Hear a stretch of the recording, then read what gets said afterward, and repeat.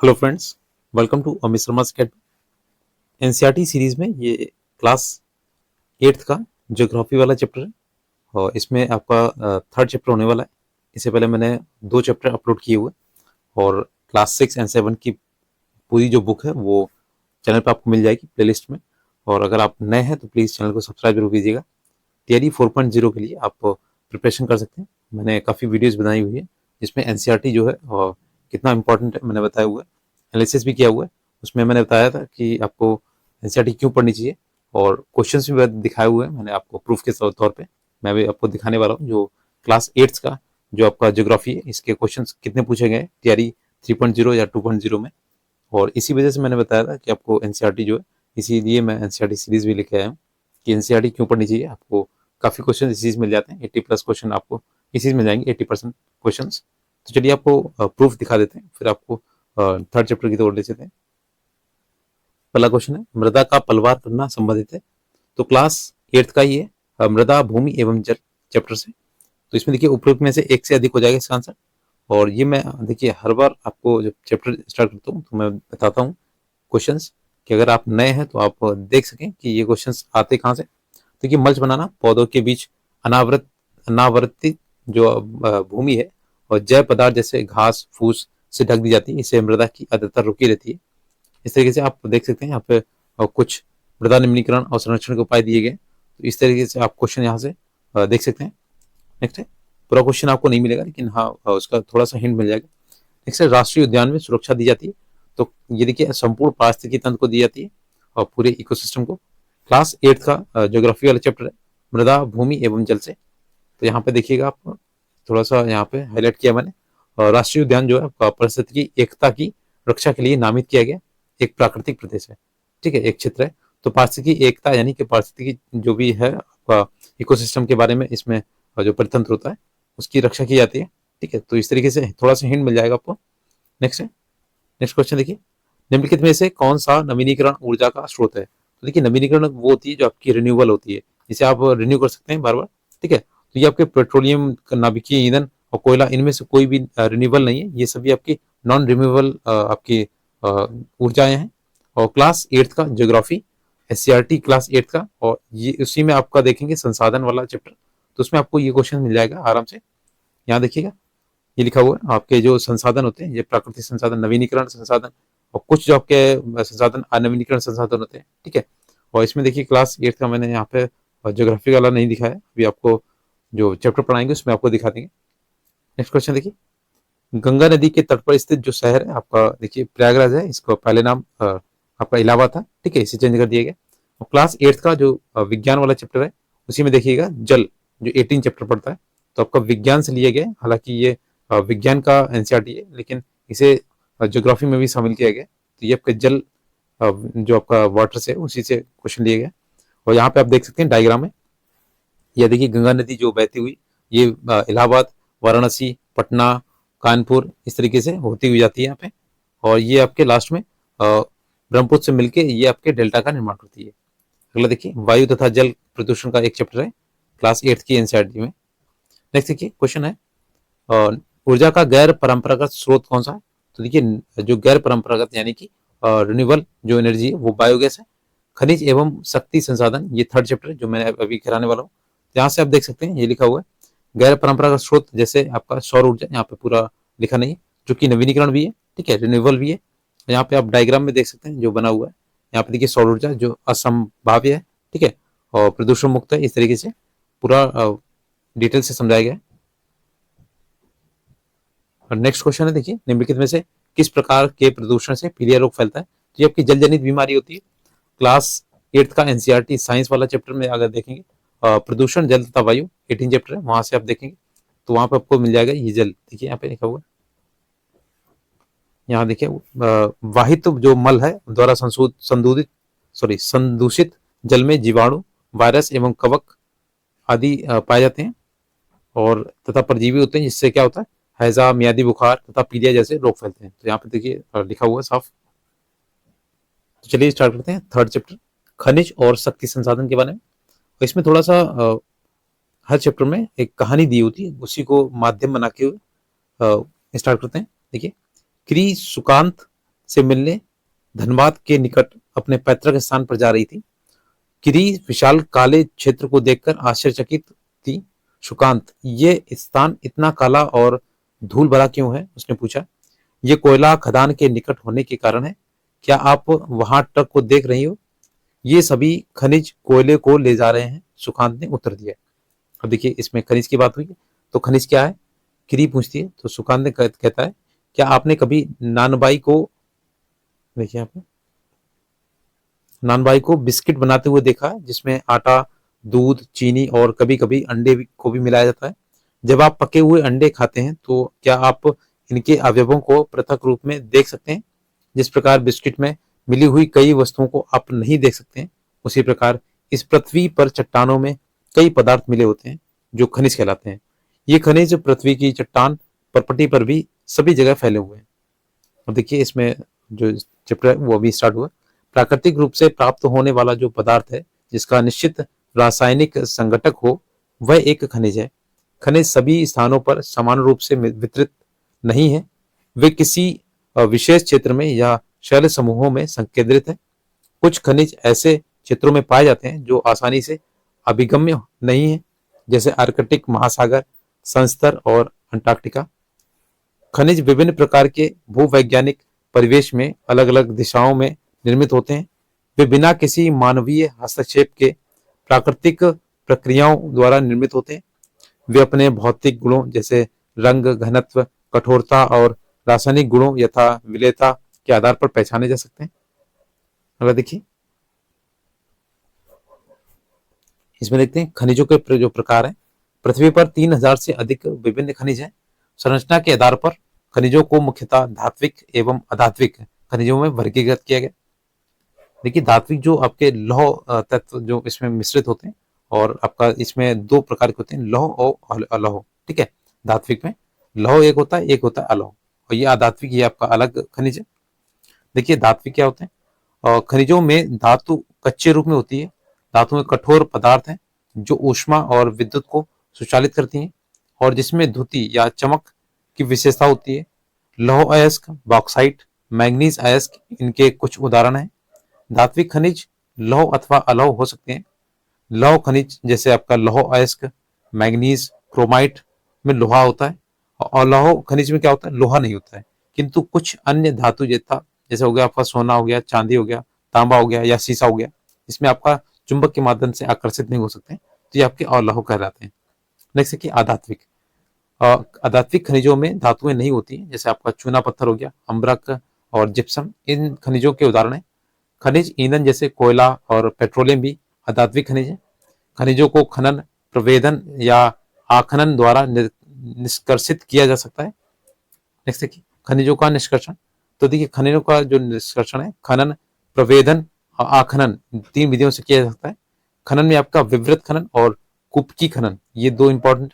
देखिए, खनिजों का जो निष्कर्षण दिया गया इसमें, देखिए, पहला, पृथ्वी की सतह के अंदर दबी शैलों से खनिजों को बाहर निकालने की प्रक्रिया क्या कहलाती है? खनन कहलाती है। खनिज जो कम गहराई में स्थित हैं, वे पृष्ठीय स्तर को हटाकर निकाले जाते हैं, इसे विवृत खनन कहते हैं। गहन वेदन, जिन्हें कपूक कपकू कपक कूपक कहते हैं, पढ़ लीजिएगा, मैंने ध्यान नहीं दिया, कूपक कहते हैं, अधिक गहराई में स्थित खनिज निक्षेपों तक पहुंचने के लिए बनाए जाते हैं, इसे कूपकी खनन कहते हैं।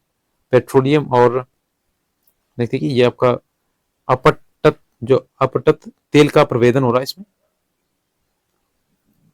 पेट्रोलियम और प्राकृतिक गैस धरातल से बहुत नीचे पाए जाते हैं, उन्हें बाहर निकालने के लिए गहन कूपों की खुदाई की जाती है, इसे बोलते हैं प्रवेदन।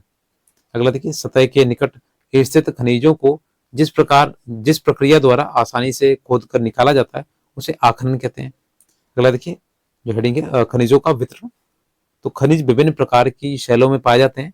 कुछ आग्नेय शैलों में पाए जाते हैं, कुछ कायांतरित शैलों में, जबकि अन्य अवसादी शैलों में पाए जाते हैं।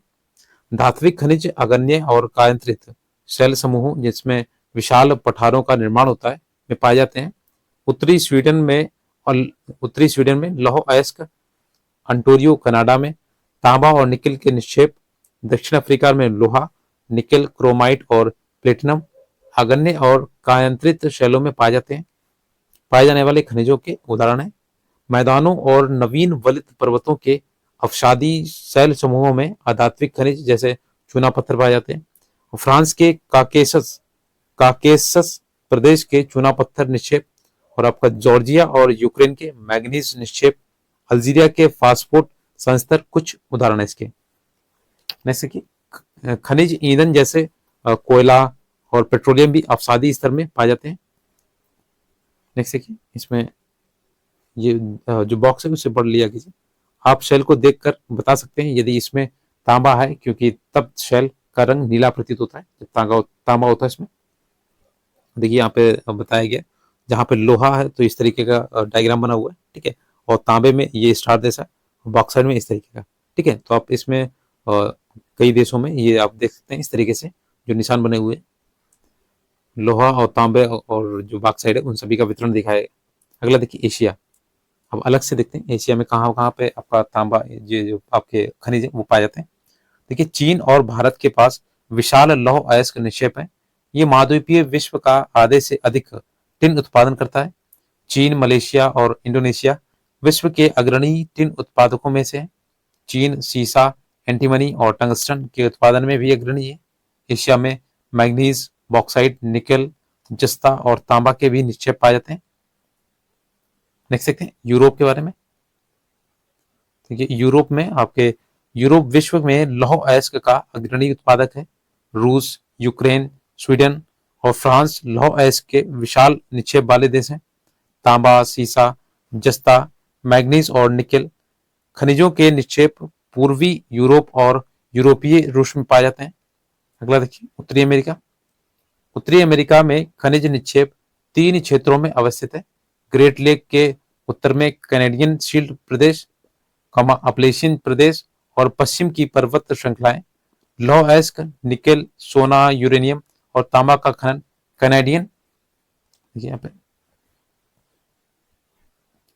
शील्ड प्रदेश में, और कोयले का जो अपलेशियन प्रदेश में होता है, पश्चिमी कॉर्डिलेरा में तांबा, सीसा, जस्ता, सोना और चांदी के विशाल निक्षेप पाए जाते हैं, जबकि पश्चिमी कॉर्डिलेरा है वहां का प्रदेश एक है। अगला देखिए दक्षिणी अमेरिका में। देखिए ब्राजील विश्व में उच्च कोटि के लौह अयस्क का सबसे बड़ा उत्पादक है। आपको पता होगा ब्राजील में जो आपके अमेज़न के जंगल हैं और सबसे ज्यादा वहां पे घना जंगल पाया जाता है। चिली और पेरू तांबे के अग्रणी उत्पादक हैं, तो मोस्ट इंपोर्टेंट याद रखिएगा, चिली और पेरू तांबे के अग्रणी उत्पादक हैं।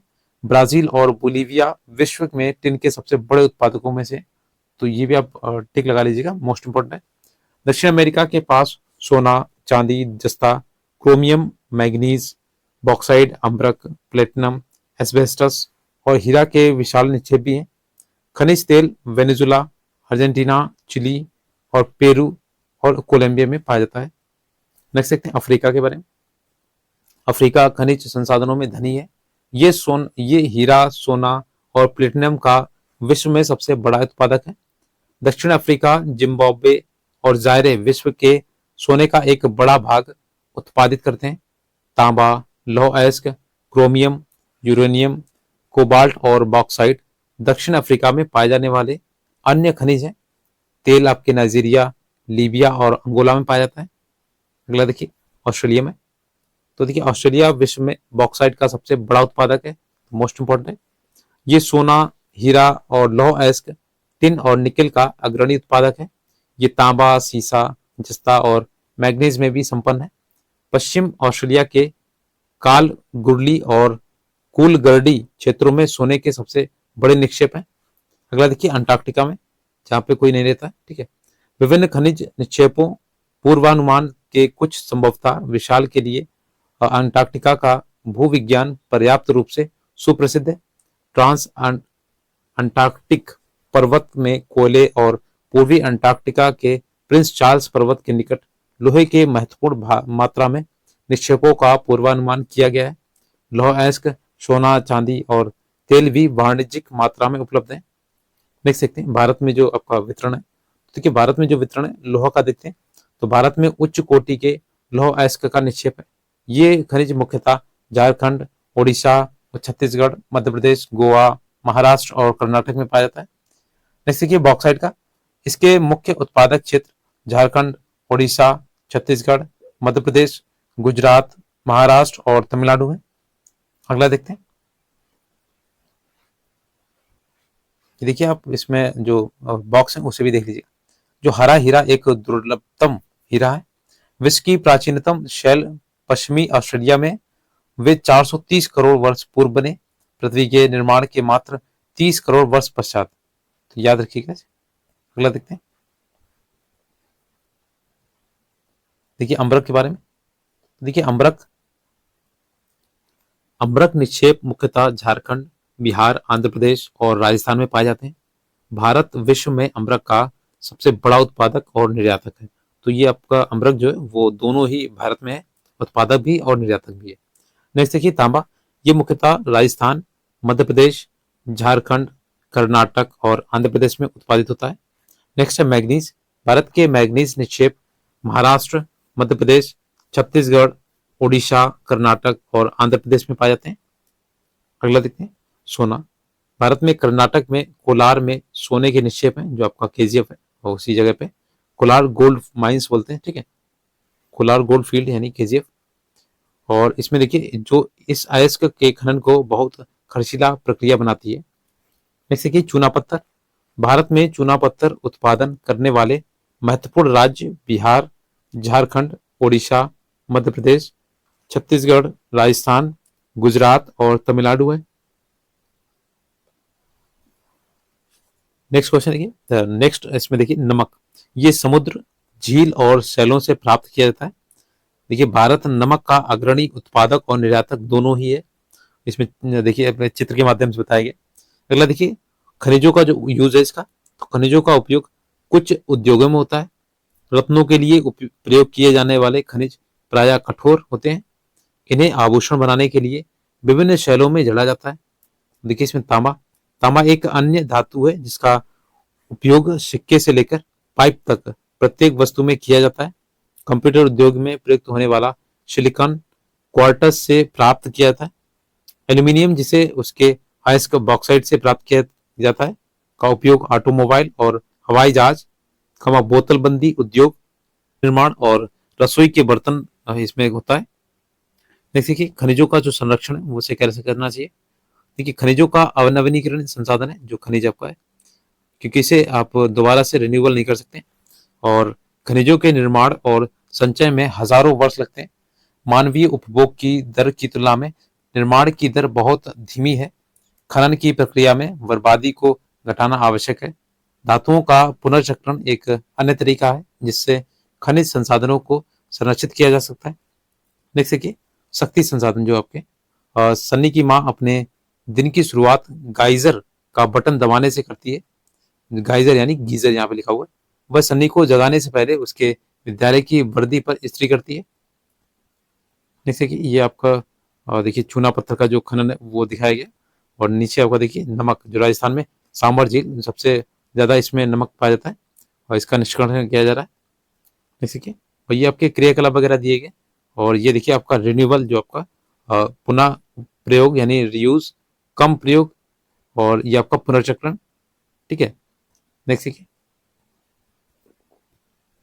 इसके बाद उसने ब्लेडर में एक गिलास संतरे का जूस तैयार करने के लिए रसोई घर में तेजी से पहुंचती है। ठीक है, और गीजर पहले स्टार्ट किया फिर आपने ब्लेंडर। तो ब्लेंडर जो आपने देखा होगा कि जो आपकी मिक्सी होती है इसी में ब्लेंडर होता है। ठीक है, सन्नी क्या आपने स्नान कर लिया, आओ और अपना नाश्ता करो। सन्नी के लिए गैस स्टोव पर नाश्ता बनाते हुए उसकी माँ करती है। देखिए इसमें कहानी में ही क्वेश्चन छुपे हुए। विद्यालय जाते समय सन्नी बत्तियों और पंखों के बटन बंद करना भूल जाता है। माँ उन बटनों को बंद करते हुए समय सोचती है कि शहरों में जीवन आरामदायक प्रतीत होता है, लेकिन विद्युत उपकरणों जैसे गजट जो सभी बिजली की खपत करते हैं पर अधिक से अधिक निर्भरता मांग और पूर्ति के बीच विशाल अंतर पैदा करती है। विज्ञान एवं प्रौद्योगिकी के नए प्रचालन से जीवन शैलियों में बहुत तेजी से परिवर्तन आ रहे हैं। जैसे कि शक्ति अथवा ऊर्जा हमारे जीवन में बहुत महत्वपूर्ण भूमिका निभाते हैं। हमें उद्योग, कृषि, परिवहन, संचार और प्रतिरक्षा के लिए भी शक्ति की आवश्यकता होती है। ऊर्जा संसाधनों को विस्तृत रूप से परंपरागत और गैर परंपरागत संसाधनों में वर्गीकृत किया जा सकता है। तो इस ऐसा ही क्वेश्चन मैं आपको दिखा सकता हूँ जो आपके गोबर गैस के बारे में पूछा गया था। देखिए विद्युत संभरण हेतु जो राष्ट्रीय शक्ति ग्रिड है उसके बारे में दिखाया गया। देखिए इसमें परंपरागत जो स्रोत हैं, और देखिए ऊर्जा के परंपरागत स्रोत वे होते हैं जो लंबे समय से सामान्य उपयोग में लाए जा रहे हैं। ईंधन और जीवाश्मी ईंधन परंपरागत ऊर्जा के दो मुख्य स्रोत हैं। और इसमें आपका इसमें बटा गया है, देखिए खनिज तेल और प्राकृतिक गैस है। देखिए खनिज जो तेल है आपका आसानी से परिवहन है, यानी टैंकर के माध्यम से ले जाया जा सकता है। पेट्रो रसायन उद्योग का ये आधार है। और देखिए इसके जो हानि है, तेल अति प्लावन एवं गैस रिसाव के कारण ऑक्सीजन का अवक्षय। सेकंड पॉइंट है देखिए निर्मुक्त प्रदूषण के कारण अम्ल वर्षा। थर्ड पॉइंट है नए ईंधन का अन्वेषण आसान नहीं होता इसमें। और देखिए इसका जो प्राकृतिक गैस के लाभ क्या है, तो आसानी से परिवहन यानी पाइपलाइनों के माध्यम से किया जा सकता है। और जो आपके खनिज तेल होते हैं इसे इसमें टाइम लगता है और टैंकर के माध्यम से ले जाते हैं। और प्राकृतिक गैसें तेल और कोयले से अधिक स्वच्छ है और तेल से सस्ता होता है। ये आपका जो प्राकृतिक गैस होती है जैसे आपका सीएनजी हो गया, और इसमें आपका एक एलपीजी भी आता है। ठीक है, नेक्स्ट देखिए ऊर्जा के परंपरागत स्रोत में अब देखते हैं ईंधन हो गया और कोयला हो गया। ठीक है, जो आपके वर्षों से चले आ रहे हैं। और देखिए इसमें जो ईंधन है सुप्राप्य और बहुसंख्यक लोगों को ऊर्जा प्रदान करता है। इसकी हानि क्या है, संग्रहण में अधिक समय का उपयोग प्रदूषण फैलाने वाला होता है, हरित गृह प्रभाव में वृद्धि करता है और निर्वनीकरण होता है, यानी इसे आप नवीनीकरण नहीं कर सकते हैं। नेक्स्ट देखिए कोयला, ये विस्तृत रूप से उपलब्ध है, विद्युत रूपांतरण के लिए उपयुक्त है, यानी इससे आपकी जो बिजली बनाई जाती है। और इसकी जो हानि है, प्रदूषण का स्रोत है, परिवहन के लिए काफी भारी है जब का कोयला होता है। नेक्स्ट देखिए जल विद्युत, तो इसका देखिए पहले लाभ देखते हैं। तो प्रदूषण मुक्त होता है और सिंचाई एवं मत्स्य को बढ़ावा देता है और सबसे सस्ता है। ठीक है, हानि क्या है इसकी, तो स्थानीय समुदाय का विस्थापन, निम्न क्षेत्रों का जल प्लावन और स्थापित करने में खर्चीला। नेक्स्ट देखिए, नेक्स्ट पैराग्राफ है ईंधन के बारे में। देखिए ईंधन का उपयोग पकाने और ऊष्मा प्राप्त करने के लिए व्यापक रूप से होता है। हमारे देश में ग्रामीणों द्वारा उपयोग की गई 50% से अधिक ऊर्जा ईंधन से प्राप्त होती है। पौधों और जानवरों के अवशेषों जो लाखों वर्ष तक धरती के अंदर दबे रहे थे, ताप और दाब के प्रभाव से जीवाश्मी ईंधन में परिवर्तित हो गए। जीवाश्मी ईंधन जैसे आपका कोयला हो गया, पेट्रोलियम और प्राकृतिक गैस है, परंपरागत ऊर्जा के मुख्य स्रोत हैं। इन खनिजों के भंडार सीमित हैं। विश्व की बढ़ती जनसंख्या जिस दर से इनका उपयोग कर रही है वह इनके निर्माण की दर से कहीं अधिक है, इसलिए ये शीघ्र ही समाप्त होने वाले हैं। जैसे कि कोयला के बारे में, यह बहुतायत में पाया जाने वाला जीवाश्मी ईंधन है। इसका उपयोग घरेलू ईंधन उद्योगों जैसे लोहा और इस्पात, वाष्प इंजन और विद्युत उत्पन्न करने में किया जाता है। कोयले से प्राप्त विद्युत को तापीय ऊर्जा कहा जाता है। कोयला जिसका हम आज उपयोग कर रहे हैं वह लाखों वर्ष पूर्व विशाल फर्न और दलदल के पृथ्वी की परतों में दबने से बना है। कोयला इसलिए अंतर्हित धूप से के रूप में जाना जाता है। जैसे कि विश्व में अग्रणी कोयला उत्पादक देशों में चीन, संयुक्त राज्य अमेरिका, जर्मनी, रूस, दक्षिण अफ्रीका और फ्रांस है। भारत के कोयला उत्पादक क्षेत्र जैसे रानीगंज हो गया पश्चिमी बंगाल में, तथा झरिया, धनबाद और बोकारो ये आपके झारखंड में पाए जाते हैं। नेक्स्ट देखिए पेट्रोलियम के बारे में। तो देखिए पेट्रोलियम जिसमें आपकी कार चलती है, ठीक है, और तेल जो आपकी साइकिल को चरमराने में रोकता है। दोनों की शुरुआत गाढ़े एवं काले द्रव से होती है जिसे पेट्रोलियम कहते हैं। ये सैलों की परत के मध्य पाया जाता है और इसका वेदन अपतटीय या तटीय क्षेत्रों में स्थित तेल क्षेत्रों से किया जाता है। तदुपरांत इसे परिष्करणशाला भेजा जाता है और जहां अपरिष्कृत पेट्रोलियम के प्रक्रमण से विभिन्न प्रकार के उत्पाद जैसे डीजल हो गया, पेट्रोल हो गया, मिट्टी का तेल, मोम, प्लास्टिक और स्नेहक प्राप्त किए जाते हैं। पेट्रोलियम और इससे बने उत्पादकों को काला सोना कहा जाता है क्योंकि ये बहुत अधिक मूल्यवान है। पेट्रोलियम के देखिए यहाँ पे थोड़ा सा डायग्राम देख लीजिए। ये लिखा हुआ देखिए तापीय ऊर्जा के जो संयंत्र है इसका डायग्राम दिया गया। और यहाँ पे देखिए पेट्रोलियम जो शब्द है वो लैटिन के शब्दों पेट्रो का अर्थ है शैल और ओलियम का अर्थ होता है तेल। ठीक है, इसलिए पेट्रोलियम का अर्थ हो गया शैल का तेल, ठीक है, शैल तेल। नेक्स्ट देखिए पेट्रोलियम के जो मुख्य उत्पादक जो देश हैं वो देखिए आपके ये हो गया इराक, ईरान, इराक, सऊदी अरब और कतर, ठीक है। तो ये मोस्ट इंपॉर्टेंट है, बहुत पूछे जाते हैं। अन्य मुख्य उत्पादक जैसे आपका संयुक्त राज्य अमेरिका, रूस, वेनेजुला और अल्जीरिया, ये कम मात्रा में करते हैं लेकिन करते हैं। भारत में मुख्य उत्पादक क्षेत्र जैसे आपका असम में दिग्बोई, ठीक है, मुंबई में बॉम्बे हाई और तथा कृष्णा और गोदावरी नदियों के डेल्टा में है। नेक्स्ट है प्राकृतिक गैस है। प्राकृतिक गैस पेट्रोलियम निक्षेपों के साथ पाई जाती है और तब निर्मुक्त होती हैं जब अपरिष्कृत तेल को धरातल पर लाया जाता है। इसका प्रयोग घरेलू और वाणिज्यिक ईंधनों के रूप में किया जाता है। और देखिए इसमें रूस, नॉर्वे, यूके और नीदरलैंड प्राकृतिक गैस के प्रमुख उत्पादक हैं। अगला देखिए भारत में जैसलमेर, कृष्णा गोदावरी डेल्टा, कामत त्रिपुरा और मुंबई के कुछ अपतटीय क्षेत्रों में प्राकृतिक गैस संसाधन है। विश्व के बहुत कम देशों के पास प्राकृतिक गैस के अपने पर्याप्त भंडार हैं। नेक्स्ट देखिए हमारे द्वारा जीवाश्मीय ईंधनों के उपयोग की तीव्र वृद्धि से चिंताजनक दर से इसे समाप्ति तक पहुंचा दिया है। इन ईंधनों के जलने से निकलने वाले विषैले प्रदूषक भी चिंता का विषय है। जीवाश्मी ईंधन का अनियंत्रित जलना अनियंत्रित टोटी के टपकने के समान है जो अंततः सूख जाती है। इसने हमारा ध्यान ऊर्जा के विभिन्न गैर परंपरागत स्रोतों के दोहन की ओर बढ़ाया जो कि जीवाश्मी ईंधन के स्वच्छतर विकल्प है। नेक्स्ट देखिए जल विद्युत। बांधों में वर्षा जल तथा नदी जल ऊंचाई से गिरने के लिए संग्रहित किया जाता है। बांध के अंदर से पाइप के द्वारा बहता जल बांध से नीचे स्थित टरबाइन के ऊपर गिराया जाता है। जो टरबाइंस होती हैं घूमते हुए ब्लेड जनरेटर को विद्युत के लिए घुमाते हैं और ये जल विद्युत कहलाती है। इसमें विद्युत उत्पन्न करने के बाद जो जल बनता है जो बहता है इसमें देखिए आपके यहाँ पे जनरेटर बने हुए, ठीक है, और यहीं पे टर्बाइंस होती हैं, ठीक है, ये देखिए आपका टर्बाइंस होती हैं और ये जल भंडारण है इसी से आता है। और ये जब तेज गति से घूमते हैं तो ये आपके जनरेटर स्टार्ट होते हैं और इसी से आपकी विद्युत बनाई जाती है और ये सभी को प्राप्त होती है। अब देखिए क्या आप जानते हैं कि विश्व का जो पहला जल विद्युत उत्पन्न करने वाला जो देश है वो कौन था? नॉर्वे था। नेक्स्ट देखिए यहाँ पे सलल जल विद्युत परियोजना है आपके जम्मू कश्मीर में पाई जाती है, ठीक है, ये एक परियोजना है जो जम्मू कश्मीर में स्थित है। नेक्स्ट देखिए जो आपका सीएनजी है और संपीड़ित प्राकृतिक गैस यानी कंप्रेस्ड नेचुरल गैस एक प्रचलित पर्यावरणीय हितैषी ऑटोमोबाइल ईंधन ये आपकी है क्योंकि ये पेट्रोलियम और डीजल की तुलना में कम प्रदूषण करती है। इसलिए आपने देखा हो सीएनजी गैसेस की जो बाइक्स, ठीक है, सीएनजी आपकी जो है और जो आपके बैटरी द्वारा जो ई रिक्शे वगैरह चलाए जा रहे हैं इसका उपयोग कृषि में किया जाता है।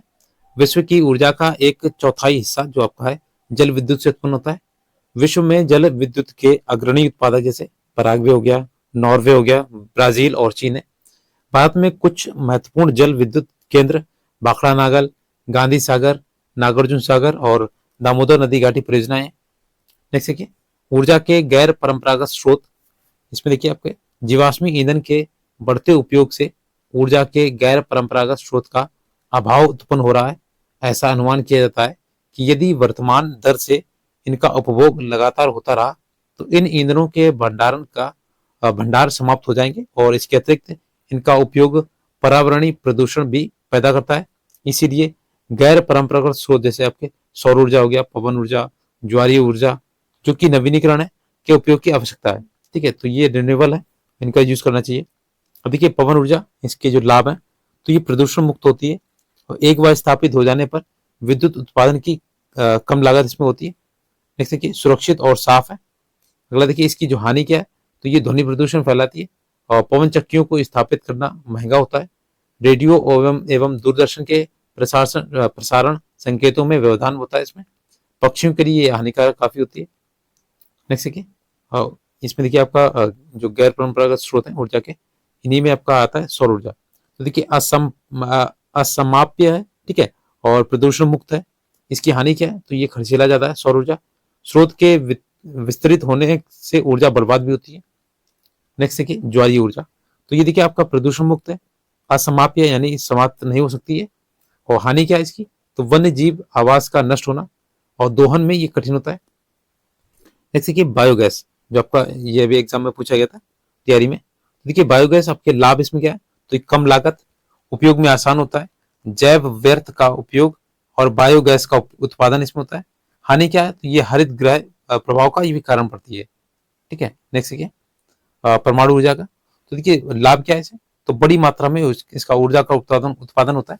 और इसमें हानि क्या है, तो रेडियो एक्टिव व्यर्थ को उत्पन्न करता है और ये खर्चीला भी ज्यादा है। नेक्स्ट देखिए भूतापीय ऊर्जा, तो ये देखिए आपका लाभ में स्वच्छ एवं वातावरणीय हितैषी है और हर समय उपलब्ध रहता है। हानि क्या है इसकी, तो शहर से बहुत दूर अवस्थित होने के कारण विद्युत वहन खर्चीला होता है। तो ये आपका पूरा ऊर्जा के गैर परंपरागत स्रोत के बारे में बताया गया। नेक्स्ट देखिए सौर ऊर्जा के बारे में, देखिए सूर्य की ऊष्मा और प्रकाश ऊर्जा हमारे द्वारा प्रतिदिन अनुभव की जा सकती है। सूर्य से प्राप्त सौर ऊर्जा और सौर सेलों में विद्युत उत्पन्न करने के लिए प्रयोग की जा सकती है।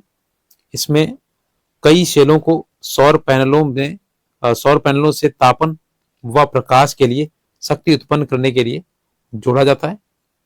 धूप की प्रचुरता वाले उष्णकटिबंधीय और उष्णकटिबंधीय देशों के लिए सौर ऊर्जा के उपयोग की प्रौद्योगिकी बहुत लाभदायक है।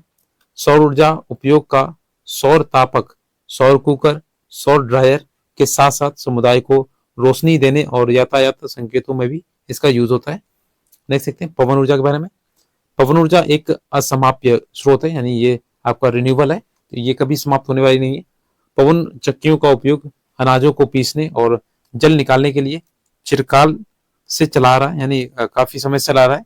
वर्तमान पवन चक्कियों में तीव्र गति से चलती हवाएं पवन चक्की को घुमाती हैं, जो विद्युत उत्पादन के लिए जनरेटर से जुड़ी होती हैं। पवन चक्कियों के समूह से युक्त पवन फार्म तटीय क्षेत्रों और पवन घाटियों में, जहां प्रबल और लगातार हवाएं चलती हैं, वहां स्थित है। पवन फार्म जैसे आपका नीदरलैंड हो गया, जर्मनी, डेनमार्क, यूके, यूएस तथा स्पेन में पाए जाते हैं, जो पवन ऊर्जा उत्पादन में उल्लेखनीय है। नेक्स्ट देखिए परमाणु ऊर्जा के बारे में, देखिए परमाणु ऊर्जा प्राकृतिक तौर से प्राप्त रेडियो सक्रिय पदार्थ जैसे यूरेनियम और थोरियम के परमाणुओं के केंद्रक में संग्रहित ऊर्जा से प्राप्त की जाती है। ये पदार्थ नाभिकीय रिएक्टरों में नाभिकीय विखंडन से गुजरते हैं और उत्सर्जन ऊर्जा की प्राप्ति होती है। परमाणु ऊर्जा के सबसे बड़े उत्पादक संयुक्त राज्य अमेरिका और यूरोप हैं। भारत में ये आपके राजस्थान और झारखंड के पास यूरेनियम के देखिएगा इसमें, और यहाँ पे यूरेनियम के विशाल निक्षेप हैं और थोरियम विशाल मात्रा में केरल के मोनाजाइट वॉल्यूम में पाए जाते हैं। भारत में स्थित परमाणु ऊर्जा के केंद्र तमिलनाडु में कलपक्कम, महाराष्ट्र में तारापुर, राजस्थान में कोटा के निकट राणा प्रताप सागर और उत्तर प्रदेश में नरोरा और कर्नाटक में कैगा। तो ये अपने काफी सुनेंगे, ये आपके परमाणु ऊर्जा केंद्र जो है आपके भारत में जो फैले हुए हैं। नेक्स्ट यहाँ पे जो इसके बॉक्स है उसे भी पढ़ लीजिएगा। देखिए सौर कुकर क्या है, तो ये क्रियाकलाप दिए गए, इसमें ऐसा कुछ नहीं है। ठीक है, ये बच्चों को दिखाना है, आपको बताना है इसमें। यहाँ देखिए विश्व का प्रथम सौर और पवन चलित बस अड्डा कौन सा है, तो स्कॉटलैंड है। नेक्स्ट देखिए ये आपके देखिए परमाणु ऊर्जा का ये पूरा डायग्राम दिखाया गया और किस तरीके से इसमें बिजली बनती है वो दिखाया गया है। अगला देखिए भूतापीय ऊर्जा, देखिए ताप ऊर्जा को पृथ्वी से प्राप्त की जाती है, भूतापीय ऊर्जा कहलाती है। जो आपके ताप जो है पृथ्वी से प्राप्त की जाती है उसे भूतापीय ऊर्जा कहते हैं। पृथ्वी के अंदर गहराई बढ़ने के साथ तापमान में लगातार वृद्धि होती जाती है। कभी कभी ये तापमान ऊर्जा भू सतह पर गर्म जल के झरनों के रूप में प्रकट हो सकती है। ये ताप ऊर्जा शक्ति उत्पादन करने में प्रयुक्त हो जाती है और इसमें वर्षों में गर्म जल के स्रोतों के रूप में भूतापीय ऊर्जा खाना बनाने, ऊष्मा और देखिए इसमें ऊष्मा प्राप्त करने और नहाने के लिए प्रयोग में लाई जाती है। यूएसए विश्व का सबसे बड़ा भूतापीय ऊर्जा का संयंत्र है। इसके बाद न्यूजीलैंड, फिर आइसलैंड और आपका लास्ट में ये फिलीपींस और मध्य अमेरिका है। भारत में भूतापीय ऊर्जा के संयंत्र हिमाचल प्रदेश में मणिकरण और लद्दाख में पुंगा घाटी में स्थित हैं। तो आप इंडिया के याद रखिएगा, मोस्ट इंपॉर्टेंट। विश्व के ना याद हो, लेकिन आपके इंडिया के याद होने चाहिए। ज्वारीय ऊर्जा, देखिए ज्वारीय ऊर्जा, ज्वार से उत्पन्न ऊर्जा को ज्वारीय ऊर्जा कहते हैं। इस ऊर्जा का विदोहन समुद्र के सकरे मुहाने में बांध के निर्माण में किया जाता है। उच्च ज्वार के समय ज्वारों की ऊर्जा का उपयोग बांध में स्थापित टरबाइन को घुमाने के लिए किया जाता है। रूस, फ्रांस और भारत में कच्छ की खाड़ी में विशाल ज्वारीय मिल के क्षेत्र हैं। जैसे कि ज्वार भाटा का ये इसमें दिया उपयोग दिया गया है, ठीक है। और ये आपका दिखे ज्वारीय ऊर्जा का किस तरीके से यूज होता है वो बताया गया है। देख सकते हैं बायोगैस, जैविक अपशिष्ट जैसे मृत पौधे और जंतुओं के अवशेष, पशुओं का गोबर, रसोई के अपशिष्ट को गैसीय ईंधन में बदला जा सकता है। इसे बायोगैस कहते हैं। जैविक अपशिष्ट बैक्टीरिया द्वारा बायोगैस संयंत्र में अपघटित होते हैं, जो कि अनिवार्य रूप से मीथेन और कार्बन डाइऑक्साइड का मिश्रण है।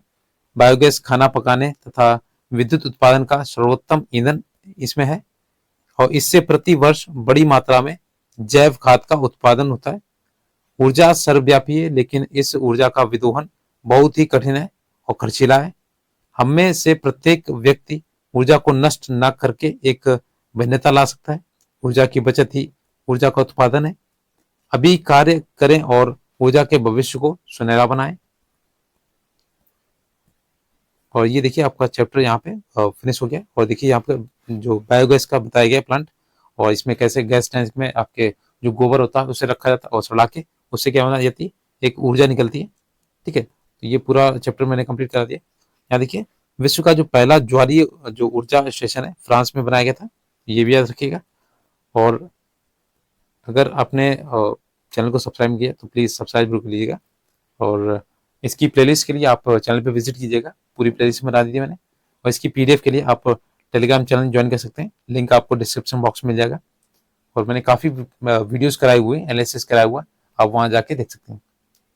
Thanks for watching.